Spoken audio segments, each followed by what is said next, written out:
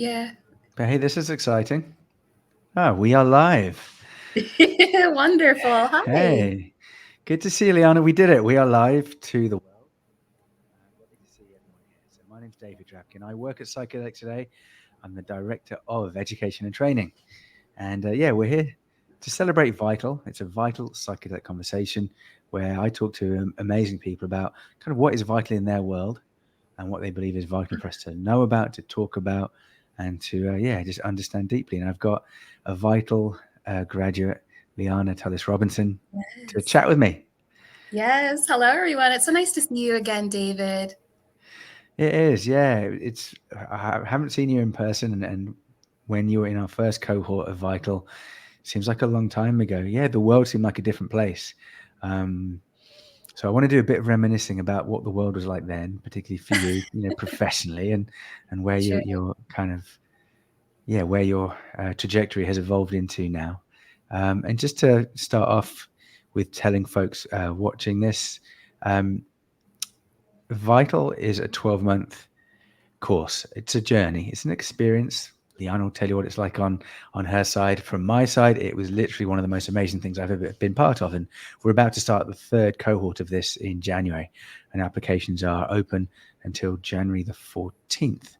So Mm, yeah, if you'd like to check it out, go to vitalpsychedelic.com. So Lianna, let's go in the time machine. Who were yeah. you, and what was your life like? Kind of when you were applying for Vital, just before it started, kind of what were your goals professionally, but also personally, kind of in your inner world? Like, where were you holding back then, and what were some of your kind of goals and intentions around joining the Vital community? Yes. Those are such brilliant questions, David, because the world was really different back then. And, I really appreciate how you brought up that being a part of Vital was a journey because it is 12 months of study. Right. So, of course, I entered in as somebody who was very curious about the psychedelic space. But then, as soon as you commit to 12 months of study, I really feel like I gained a lot of courage, in who I am professionally and personally over those 12 months. So, I do really feel like I have had that form of transformation for myself. And 2 years ago, I was a very different person.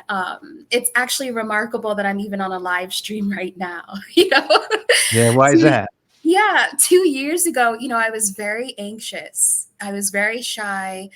I struggled with a lot of anxiety, even to the point Mm, where it was difficult for me to leave my home. And mm, that's why I found the Vital program to be very useful and very helpful for me because it is a virtual program, right? But then I really started to find that sense of community, courage, and confidence over those 12 months of study. wow, beautiful. So you were Yeah. kind of really challenging yourself. That's another C. You said community, encourage, and confidence, but challenge as well. Like, you wanted to challenge yourself, it sounded like. Well, yeah, that's how you learn. Beautiful. Right? You have Yeah. to really challenge your boundaries and challenge who you think that you are, right? Especially if you are interested in being a part of the psychedelic space, being a guide, a facilitator, somebody who is supporting other people, challenge themselves, right? It starts with you challenging yourself. Mm. Mm. What was the biggest challenge that you faced during Vital, or what was, in a sense, the biggest growth or takeaway from your journey in Vital? Mm.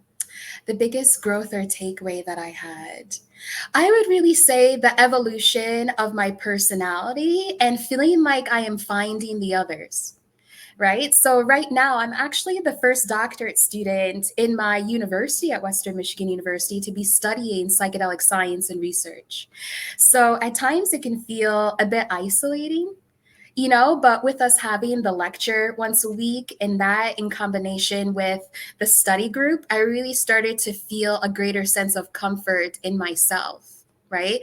And it's really interesting because sometimes you can think that challenges are external, but a lot of the times they're internal, and it takes that process and support to overcome those challenges. So I would really say that what I took away from the Vital program is a sense of courage and confidence within myself. Mhm. Amazing. That's huge. Yeah, that's a huge Yeah, outcome it to get. is. I'm just Yeah. going to turn up my volume slightly. Mm. Um, when did you start to get the vision for your PhD? And we're going to be talking, about what you're studying right now, and particularly the subject of that BIPOC perceptions of psychedelic assisted therapy. But Mhm. maybe even before the PhD, like, why did you become a psychologist? Yeah. Why that, not say a social worker or a counselor or I don't Yeah. know, what was it about being a psychologist that kind of felt like the right fit for you? Yeah. Well, I mean this in all seriousness. It may sound like a joke, but I was doing it anyway. I was Mm. counseling anyway. That's something that is a part of my identity and who I am. And, I originally, got my Bachelor of Arts in psychology. And it's very difficult to find a steady position just with a Bachelor of Arts. And so I really took a leap of faith and just decided to get my master's in professional mental health counseling. And that is something that I did not anticipate for myself. But once again, I found the clinical skills and the education to be very seamless. And that's what it made me feel like it was what was for me. Right. And I think even more than that, what's so interesting about being at this intersection of counseling, psychology, and psychedelics is that you can't be afraid of consciousness. You can't be afraid of what it means to sit with someone as they're surrendering to their psyche and being vulnerable. And I don't think that that's something that I've ever really been afraid of. Right. So I think to be at that intersection feels like a great place to be for me. Wow. I love what you just said. Yeah. Not to be scared of consciousness itself. And I think that means, in a sense, stripping it down from all the labels, and particularly labels of identity. And you're also saying how vital for you was a bit of a kind of personality development and growth as Mm. well. Without labels, I don't know what kinds of labels, but Yeah, well, I think that the labels kind of bring us back down to reality at times, right? I don't think that the labels are always necessary, but I think with that being said, a question that I often ask myself, having gone through the educational program with Vital and having been studying counseling and psychology for 8 or 9 years now, is a self reflective question, right? If I'm going to sit with someone and ask them to surrender to their own psyche, have I surrendered to my own? Right? I think that that's a necessary part of the process.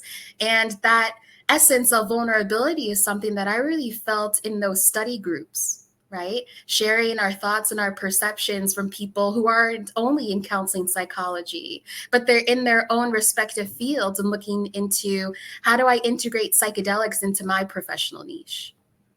beautifully said. Yeah, that diversity of our students is just such a rich learning experience to have people that are completely different to us, like around the world, Yeah. geographically different, but just different disciplines. Like, not everyone's gone through the same trainings. There's a lot of, I think, similarity between folks in the psychedelic space. It's very easy to have collected the same trainings and certificates, and to have read the same research articles and read the same books and watched the same Yes. films. But yeah, fundamentally, we've got really different ways of experiencing reality and of developing a belief system. And it's so beautiful for us to kind of reveal those to ourselves and to each other. Mm-hmm. Um, a big piece of what, Mm-hmm. I really want to talk about is your PhD topic, and just to really grow into that field right now, visioning how that might look in the years to come. So, can you tell folks about what your PhD is looking at and why that's something that's really important for us to be talking about? Oh, certainly. I mean, including BIPOC perceptions and BIPOC folks into psychedelic science and research is critical, right? Notwithstanding the fact that current psychedelic research is built upon ancestral and indigenous knowledge, right? We want to make sure that we include those voices, that storytelling, and appropriately respect the culture, right? So I think that that's first and foremost. I'll put that out there. Got But it. Yeah. just formally, my dissertation research is on BIPOC perceptions of psychedelic assisted psychotherapy. So what this means is that I will be interviewing BIPOC folks on how they perceive psychedelic assisted psychotherapy. So, what does that perception aspect mean, right? I actually am researching several factors that shape the perception. So I will be asking folks and interviewing them about number one, what are their attitudes? What do you think about this? What do you perceive about this? Do you think it could actually help? Number two, their openness to new experiences. So openness to new experience is actually a personality factor. So I'll be looking at what personality factors of BIPOC folks actually help them to be more open to engaging in psychedelic assisted psychotherapy. And the last factor I'll be looking at is psychological distress. So what this means is if we have BIPOC folks who are significantly struggling with depression, anxiety, PTSD, is that going to increase their likelihood in being open to psychedelic assisted psychotherapy? So those are the three factors for which I will be interviewing BIPOC folks to gain their perceptions. Mm. When did this come to you? This was something that you wanted to do, this topic for your PhD? It's a long story, but Let's go there. Yeah, no rush. Yes, right. Let's go there. It's brilliant, right? So I did not enter into my doctorate program planning on researching psychedelics. I did not plan on that. I actually entered into even the vital program with a sense of curiosity and also the fact that I had not engaged or interfaced with psychedelics before, right? So it was completely new for me. But what ended up happening was I had some significant medical issues that happened for me. And I was not receiving the treatment that I felt like I needed from my medical providers. I faced a lot of medical racism, which is something I think will impact BIPOC perceptions as well of psychedelic assisted psychotherapy. And after I ended up receiving a different form of treatment through plant medicine, I returned to my doctorate program after the medical leave that I was forced to take.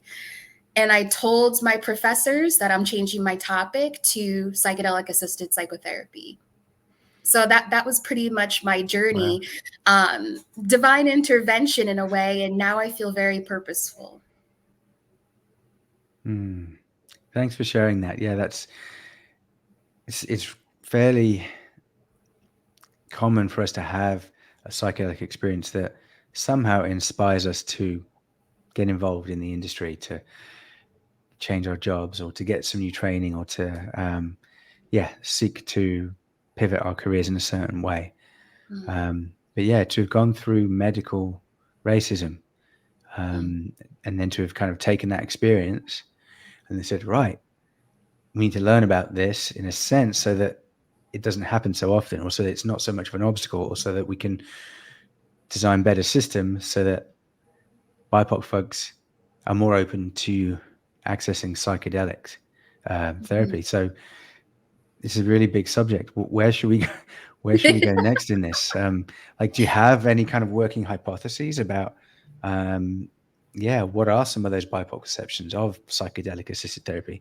Do you have your own personal perceptions, and from talking to other folks in the space, are there any kind of patterns or trends that you've identified just anecdotally? Mm-hmm. Well, yeah, I appreciate what you said in that I don't think that psychedelic assisted psychotherapy is for all BIPOC folks. It's not for everyone. It's just about there being an option, right? When it feels like how I felt when I was seeing medical professionals, I did not know how to get the treatment that I was truly looking for, right? So it's about creating that option, and one thing that, I really think that I want to bring up too is that medical racism has a significant history in, the medical field and in the field of psychology, right? So when we think of things like the Tuskegee syphilis study, right? When we think of the MK Ultra LSD study, right? A lot of the folks of color who are participants in those studies experience significant dehumanization. And that was something that I went through as well. Right. So I think historically, that's something that will definitely color the lens of how people of color perceive engaging in this new form of treatment based on our history, right, with the medical system. Yeah, it's really interesting you're saying this, because I'm remembering a podcast I did with Alex Belser a few months back, particularly looking at the intersection of LGBTQ culture, communities with psychedelics, and he's saying it's really important for us to remember that, like in the age of MK Ultra and since then, there was conversion therapy of using psychedelics to try to make queer people not queer anymore. Mm, And so we have to kind of admit that and correct that. And it's it's really important, I think, thinking about BIPOC access and experiences, just to have those spoken out. It's just this concept of medical racism. Like right now, most psychedelic conversations in the public space are happening within this medicalized model, the clinical trial model. mm, So to what extent is that just going to repeat a lot of the same experiences that's been happening in just general medicine, particularly with mental health care? I think that I've seen working in, in Harlem in New York when I used to live over there. Yeah, there's a lot of medicalized racism, institutionalized racism at the facility level, in the actual kind of healthcare sector level, and I think just on a cultural level. I think mhm. just understanding humanity. I think we're just struggling to really understand who we are as a people. And I'm going off on a bit of a tangent here, but yeah, some of my experiences of just working in an inpatient psych unit in Harlem, like I'll never forget that, of really Mm, understanding race like I've never understood it before. Like mhm, a white Jewish guy from England, mm. working in a Harlem psych hospital. I learned a lot there, and I think just to what extent is your study looking at medicalized kind of Western models of having psychedelics in this system of Mhm, healthcare in America and other countries, or is it looking at more indigenous traditions and underground traditions and knowledge? Kind mhm. of which areas of psychedelic treatment are you looking at, if any, or is it just expansive, including all of them? Yeah.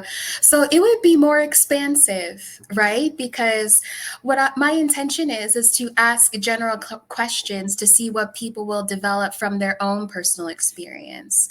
So the research that I'm doing is qualitative in nature, which means that it's not precisely you get a survey and you have to answer something on a scale from 1 to 5, right? I'm really interested in the storytelling of what people want to share.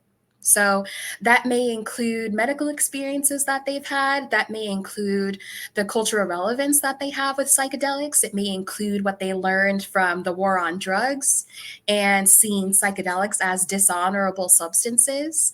I think that it is best to be very open, right? Especially as psychedelic research is continuing to grow, right? This way, the data that I collect and the results that I find, other people can build upon those results. Mm, Yeah.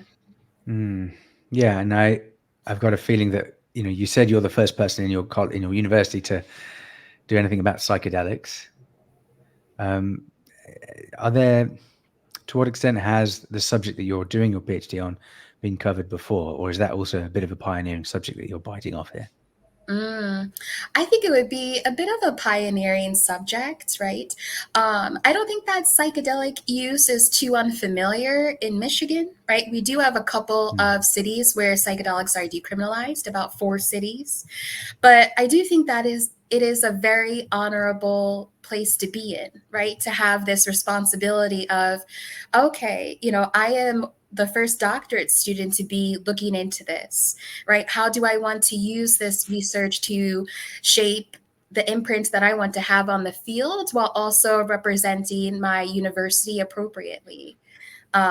So I do think that it is a bit of trailblazing, but it's needed, right? And this is my space. This is what I want to do, and this is who I feel I am to be naturally and authentically, right? So as long as I continue to show up from that space, all things fall into place. Beautiful. That's really clear, isn't it? Love it. Thank Yeah, you, that feels David. really good to be really grounded and anchored in that space. Hmm. I'm thinking about the work of Monica Williams, Yeah. um, and she's what a force of nature. She's amazing, and I imagine you'll be touching on that in your work, and anything particularly you'd like to share here. But I remember hearing her talking about psychedelic research not being inclusive, not Mm, reflecting the diversity of people's experiences, and not mm, therefore, in a sense, a lot of the research outcomes and data being accurate or only being Mm. accurate for certain groups of people because there wasn't a sufficient kind of N size included in the Yeah. research of BIPOC folks, queer folks, people with disabilities, immigrants, things like that. So, Mm. and then she did that work with MAPS and looking at their research data and saying, you guys, really need to change. This is not okay. Like Mhm. I think that was maybe their phase 2 data, and then phase 3, it was a lot more inclusive. Like they really amplified it and had a lot more diversity in that data set. So, Mm. what do you kind of read into that experiences of psychedelic research not being inclusive, and is that inclusivity in the actual research itself of the clinical trials, is that part of making it more accessible, but for BIPOC folks to find it more open to wanting to access psychedelic treatment, do you think, if the research Mhm. itself was more inclusive and more expressive of their experiences and more developed and designed around their perhaps slightly different needs? Yeah, yeah. I really appreciate you bringing up, Dr. Williams's research because she is, of course, another trailblazer in this field, and she brings up valid points, that's going to shape inclusivity in the field of psychedelic science and research, right? And I do think that there is a lot of work that needs to be done. There's still a lot of steps that we need to take. Even in just referencing a meta-analysis that I read from 2018 by Timothy Michaels and their colleagues, they did a meta-analysis on psychedelic studies that were published between the years 2000 and 2018.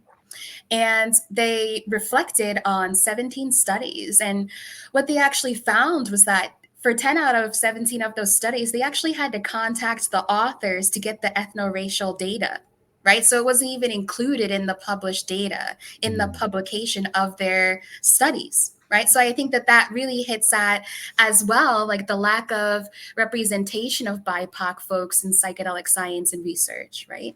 And, even furthermore, out of those 17 studies, 13 of them were made up of majority white participants, right? So I believe the statistics were about 75 to 100% of those study samples were made up of white folks, right? So I think what Dr. Williams is hinting at, what I'm hinting at here is that it's an issue with what's called external validity, right? How can you take those results and generalize it to the population when the research sample isn't even representative of the population? And then if you want to add another tone to it, it's not representative of the indigenous wisdom and knowledge that people of color hold that has shaped psychedelic science and research. That's at the foundation for us to build upon that knowledge, right? So I think that it is a significant case of like some ignorance that's in the field, right? But that's why it's important for us to have these conversations to bring it to the surface instead of ignoring the fact that it's there. Mm-hmm. You express that really well. Thank you. And I think just the term external validity is really key. I think I was searching for that in my head. And I think we're just used to extrapolating outcomes. Like, okay, this is the outcome. This is the correlation. This is the data point. It's therefore Mhm. true for all people and all cities and all rural areas. It's true for everybody. And so it just Mhm. misses, the minority voices. It misses just the different intersectionality of lived experience because it's Mhm. just going with the majority.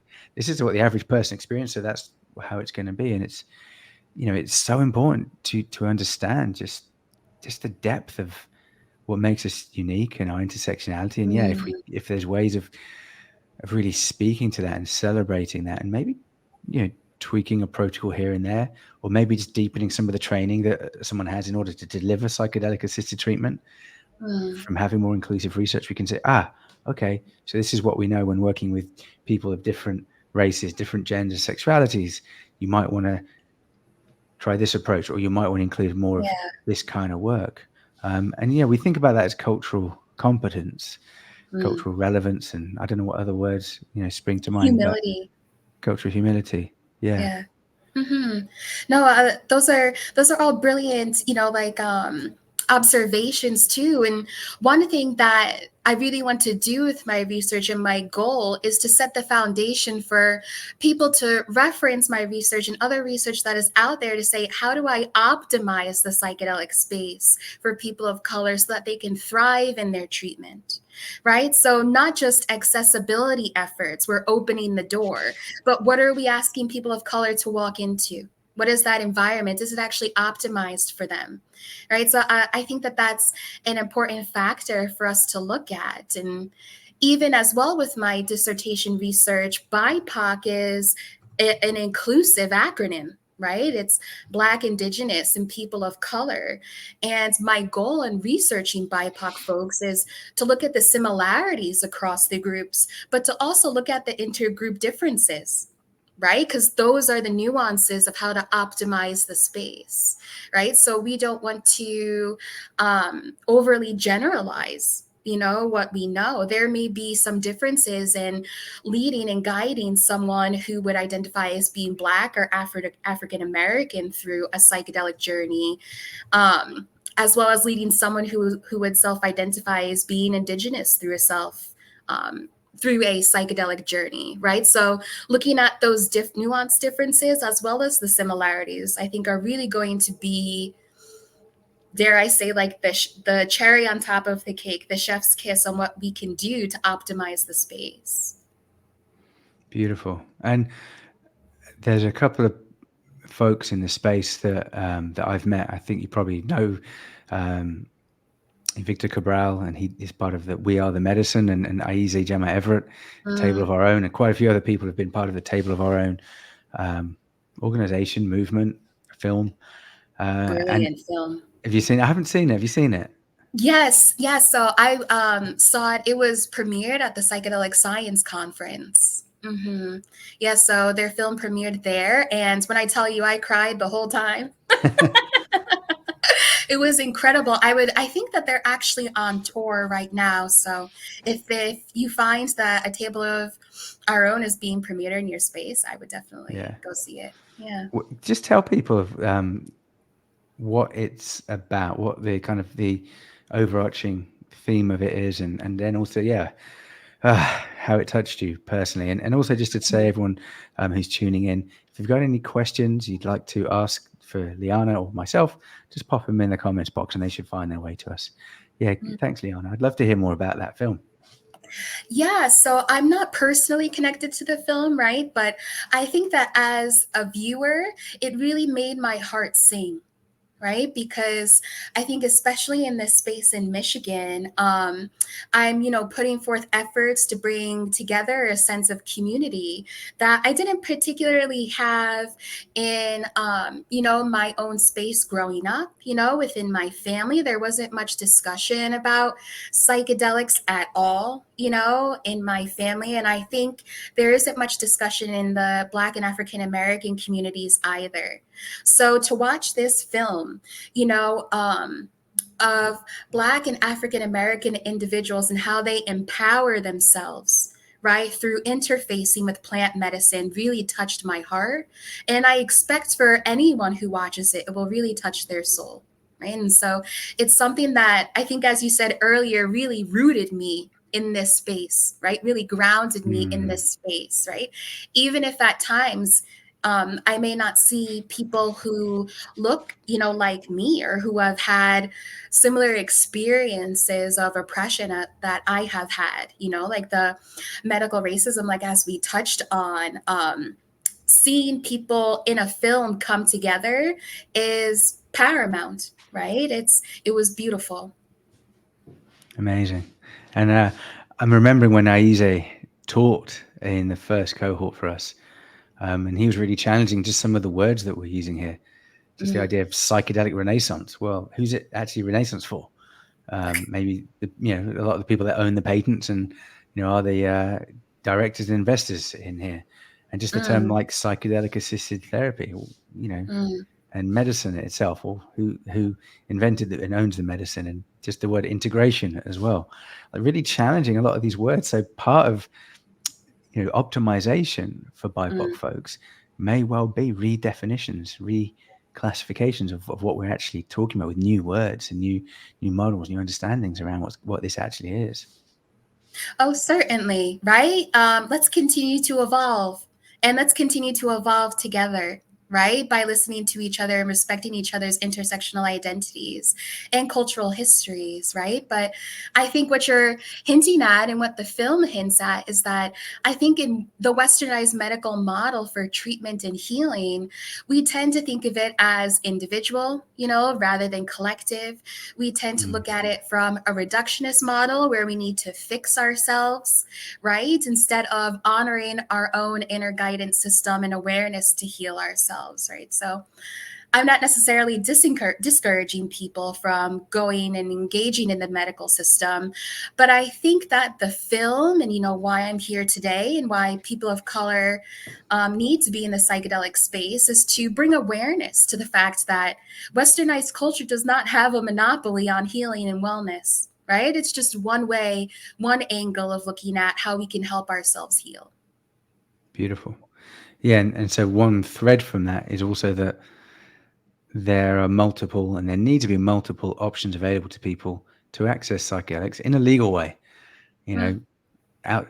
Moving away from the war on drugs and prohibition, it should not just be the medical model, in a clinic or in a hospital or some other kind of facility with bright lights. And there needs to be a diversity of access points, and that each of those need to really speak to, I think, different traditions, not just the allopathic medical world's belief system about this biological body of ours, but that they have more, I think, ceremonial aspects too.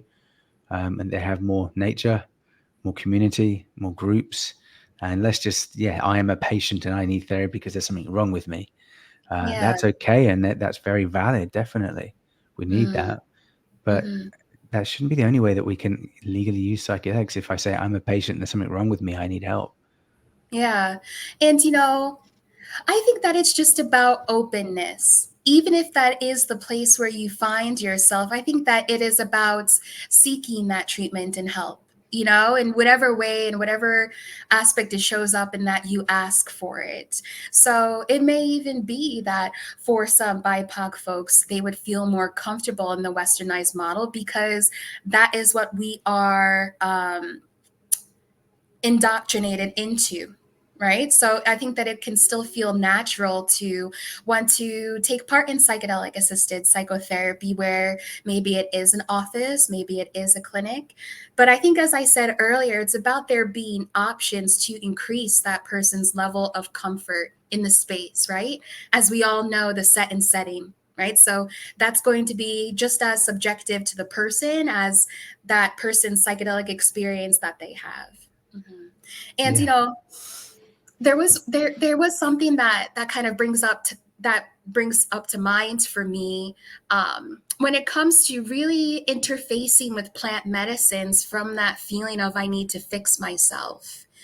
Because I do think that one thing that we can look at in the culture of psychedelic science and research is to be a bit more introspective in what is my true intention in interfacing and engaging with an intelligent plant medicine. Yeah, that itself is decolonizing, isn't it? To actually take a step back and think that through.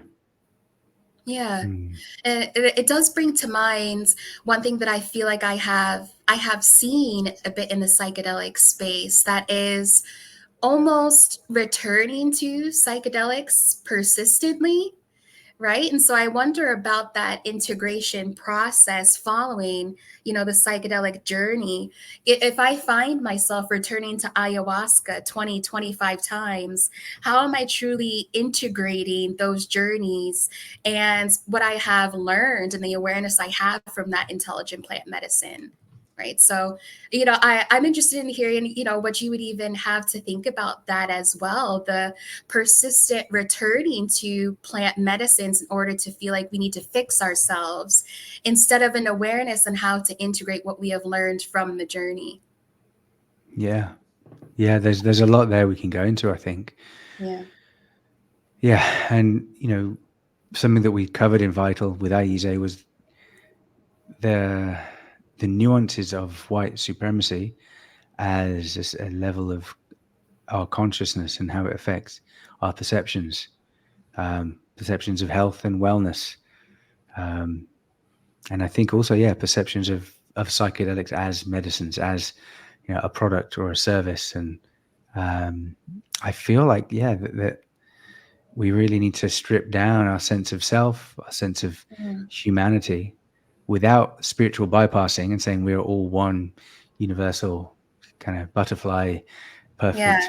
spiritual beings, which is in a sense true, yes, but we're not quite there yet. Like, we have to do some pretty Mm. bloody hard work for probably a few decades before we can actually hopefully evolve into that, um, yeah, more beautiful space collectively. Yeah. I think what you bring up there truly is, psychedelic journeys are based on the individual. So it's not as though you will go on a psilocybin journey and have all of the cultural humility that you need, like tumble upon you, right? It's about how you're going to integrate that awareness. And I think it's important for people to be aware of approaching plant medicines from a place of feeling like you want to repent instead of feeling like you want to seek a greater awareness on who you are and then integrate that into your life, right? So that sense of repentance that I must change who I am, and there's something wrong with me and I must confess for what is wrong with me, right? I Mm. think that that's again like that westernized model of looking, how do you spiritually heal yourself?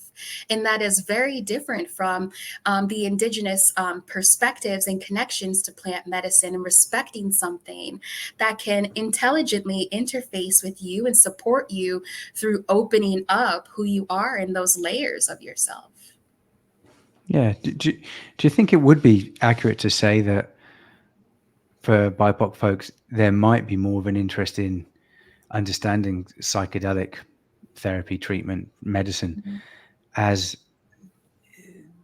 not just a clinical treatment, as perhaps more of a, whether it's spiritual, recreational, social, cultural, and environmental, um, Mm.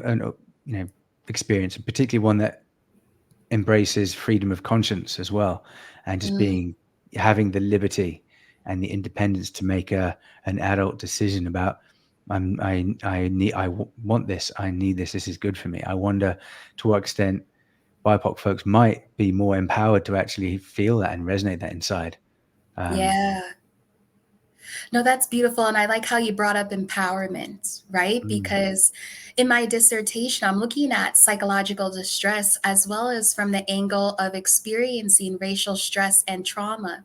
Right. So I do want to point out, one study by Ching and his colleagues in 2019, where he reviewed and interviewed Asian Americans on their experiences of racial stress and trauma within the same year where they had a psychedelic journey. And what they found was that the participants experienced a greater sense of empowerment for their racial identity and their ethnic identity. Right. So there's a respect to us feeling like we are all one. Right. But I want to encourage us to think of it as both and. Right. We are all one, and the individual aspects of myself, of my racial identity, of my ethnic identity, of my culture can actually be strengthened and empowered through psychedelic use as well. that's great. I hadn't seen that research actually, Anna. So Mhm. that feeling of empowerment as an outcome measure, isn't that cool to think of, from a clinical perspective? How do we measure that feeling of empowerment? How does it Mhm. just show up in our real life? Like, just real world evidence. Like, imagine thousands or millions of more people feeling a sense of empowerment with who they are, just authentically being who they are. Wouldn't that be Yeah. amazing? Like, just to extrapolate that out. Yeah. With a sense of cultural humility as well. Mm. What Right. do you mean So by that? yeah, so I think it's brilliant and beautiful for people to feel a sense of empowerment. But I think, as I said earlier, what's really important is the self introspective process, right? I call upon liberation psychology, right? When I Mm. respond to this and saying that the degree to which I liberate myself and I reflect on myself is the degree to which I can support other people in their liberation. So I think that people already do show up in some cases as very authentically, but it doesn't always come from the place of humility for themselves, cultural humility, you know? So I think that it's important to make sure that we maintain a holistic view when it comes to empowering ourselves and recognizing the self as other, that as I empower myself, I am also empowering other people and keeping that in mind. Yeah, that's really important. I think it's quite easy for that piece to be missed. And I think it can bring us into a talking topic as well, Lianna, around the importance of having spaces like a table of our own for BIPOC folks to do their work together. And that is completely valid and very necessary and amazing. And at the same time, that it's so important that there's spaces for empowered BIPOC folks and empowered non-BIPOC folks to kind of be together in talking about models and talking about access, and perhaps in doing some group work together. And I think there's also like a collective healing that we can all get in those kinds of spaces where we are having medicine together, we are doing integration together. Not that it's the job of BIPOC folks to kind of heal non-BIPOC folks or to bring any gifts that need to be bestowed, but that I think we have a collective healing that we're approaching, or that we should be approaching as well. And maybe one access point is just going through that, just seeing what else can happen when our marginalized individuals, when our just different folks that aren't part of that majority that just tend to dominate, when they are truly, we're all showing up, we're all included. So I don't know, I'm kind of rambling a wee bit, but do you have any senses about, this, I think, is it a debate around, inclusivity of all folks healing together, rather than just having their own BIPOC group or LGBTQ group or a veterans group, as well as being having a collective healing space for us all? I think it's both and. Right. I think that it's important for people to have their respective spaces because there are things that I will never be able to understand in the lived experience of being Indigenous. There are experiences of being Asian American that I will never understand. And I think people of color know that that sense of collectivism, you're in a space and you see people who look like you, it brings a sense of safety, right? And there's nothing wrong with that. But I think the point that you bring up as well is to be interfacing and having intergroup connection in the psychedelic space from a place of, humility, acceptance, radical acceptance, and an openness to learning. You hit something that was really interesting a bit earlier in that, it's so easy to have a psychedelic journey and to feel like we are all one. But we want to make sure that we aren't backing up being colorblind with mysticism. Yeah. Yeah, I really appreciate what you're just sharing, especially the idea of collectivism and intergroup connection. Yeah, I hadn't thought about it in that way. I think that's what I was trying to talk about. Thank you. I think you hit the nail on the head, David. I And really do. yeah, I just took like a few hundred extra words to get there. Awesome. I've got one other kind of question, I guess, that I want us just to cover. And coming back to your PhD, BIPOC perceptions of psychedelic assisted therapy, and particularly you're going to be exploring what helps BIPOC folks be more open. To what extent do you feel like a major factor could be having healers, doctors, nurses, therapists, business owners, clinic owners, retreat owners, whatever it might be, elders in their community, in the space that are also BIPOC? I would say that it is critical. I'd say it's critical to make sure that that representation is there. And I say that because once more, we are surrendering to our intersectional identities, right? Which means that we are surrendering to what has infiltrated our psyche when it comes to the systemic oppression that we have experienced, right? So when we talk about set and setting, we want to make sure that the people who are in the setting are supportive of us and what comes up, right? As we are vulnerable and surrendering to our psyche in those experiences. So that includes reacting appropriately to BIPOC folks. Right? As they start to share and process and work that energy through the body so it can be released. So I think that it's critical to make sure that there are people of color who are there to provide that level of support. But then once more, to make sure that when there are non-BIPOC folks who are there and they are providing that support, that they also come from a place of having an understanding and education on holding intersectional identities. Awesome. Thank you. Yeah, that's really well expressed. And I think the use of and recognition of transference and countertransference is really important. And just Yes. understanding one's own identity and how it shows up and just saying it, just speaking it, like, Yeah. how do you feel working with me the way that I am? Or what questions do you want to ask me about who I am? Or what are my beliefs? Or how do I feel about working with you? Like, do I feel ready and competent to work Mm, with you as a queer person, as a BIPOC person? Like, do I mm, feel that? Or do I feel like, oh shit, I'm going to do something wrong, or I'm going to say something wrong?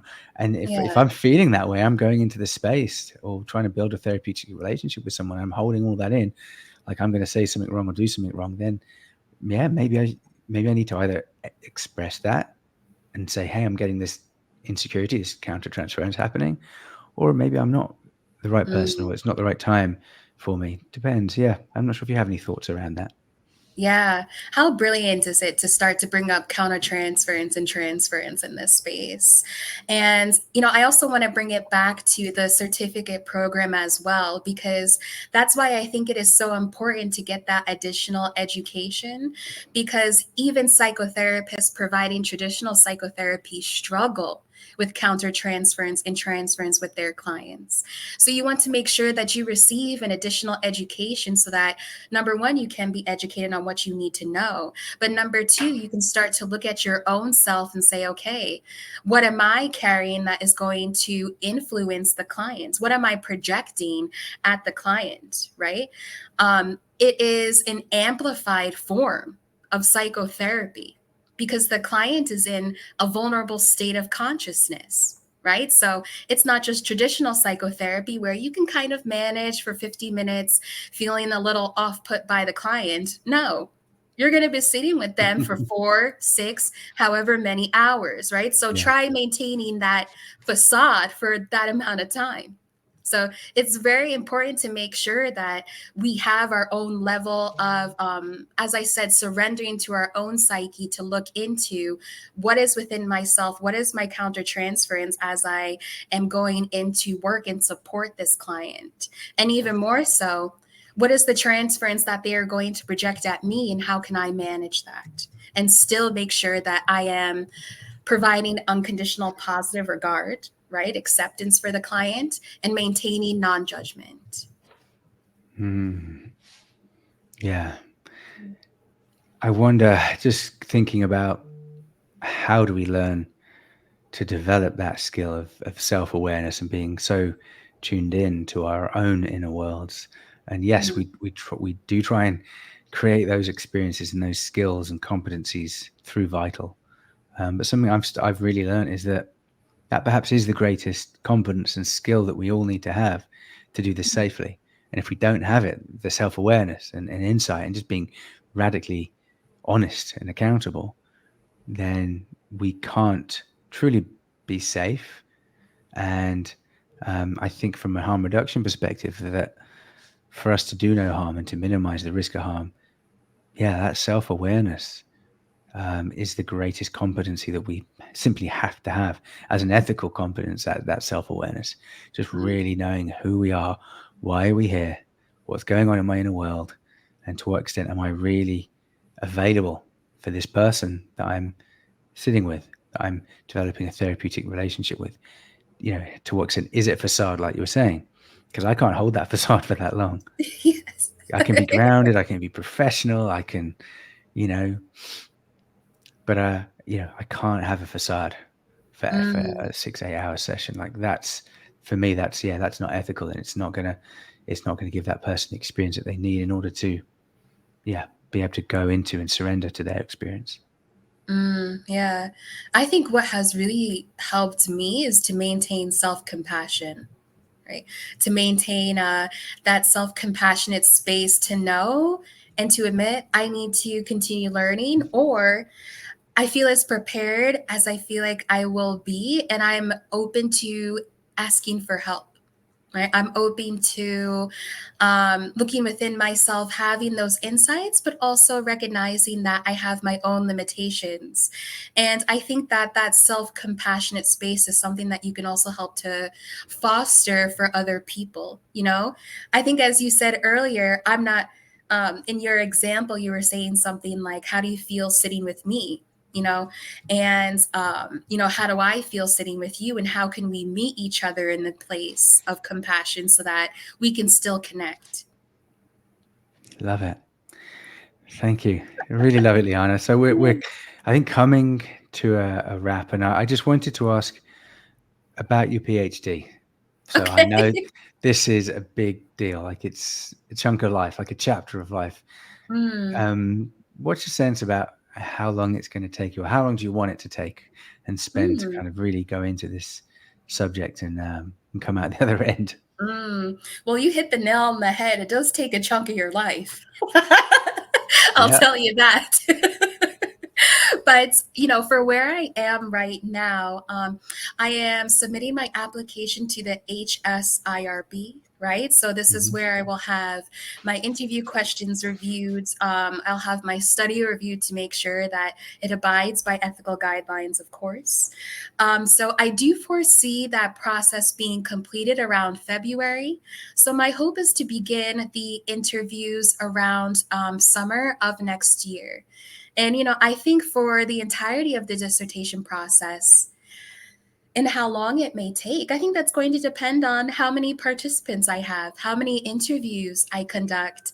So I'll be recording the interviews and looking for themes, right, across the similarities across the BIPOC population, but of course, as well, those differences, right? What are the similarities and the themes that the Black and African American community perceive, the Asian American community, what they perceive? So I think that it may take a couple of months to do the data analysis, but all in all, I do foresee me having my defense by the end of this year. Well, next Wow. year. Yeah. It's yes. That's really ambitious. Amazing. Okay. Beautiful. Yeah. Thank you. Yeah, Well, we'll see too. I may get a lot more data than I anticipate, which would be great. yeah. Amazing. Thank you. So, to everyone who's posted a comment, you're welcome. It's just saying it's a really important, incredible conversation. And someone said it sounds like Burning Man, that experience that we're talking about of, Okay. of connecting together as a collective. Mm. Yeah, I've never been to Burning Man, but I think that that kind of experience depends on the individual, right? I think that Burning Man struggles with their own inclusivity efforts. Hmm. But that depends. I've never been, so All right. I think just being called Burning Man means it could be a little bit more inclusive. yeah. um, Anyway, so Lianna, thank you. When Yeah. you joined us in Vital, it felt like something special was happening, and I love that you're kind of circling back with us to let us know how life has evolved and what you're doing. And just on behalf of everyone, thank you for what you're doing, for the work that you are pioneering. Mm, Amazing, from especially considering where you were saying a couple of years ago it was probably would have been quite hard to do this. So you've really putting it out front and center for us all to see and to celebrate with you. So thanks mm, for joining us. It's awesome to yeah. chat.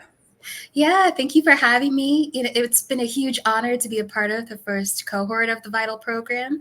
And, if folks would like to continue the conversation with me and be in touch, they can always reach me through my Instagram at LTRDelics, at LaterDelics, or through my website, LiannaTullis-Robinson.com, or my email, ltullisrobinson@gmail.com. So let's continue the conversation and stay in touch. You got it. Thanks, Lianna. And yeah, everyone who's listening, if you are interested in joining Vital, we are still accepting applications till January the 14th. The course starts January 23rd, and you can go to vitalpsychedelictraining.com. All right. So best of luck in 2024, Lianna. Thank you. Thank you. Yeah. And best of luck to Vital and Psychedelics Today. Yeah. Awesome. Till the next time. Thanks, everyone, for tuning in. God bless. Thank you. Cheerio.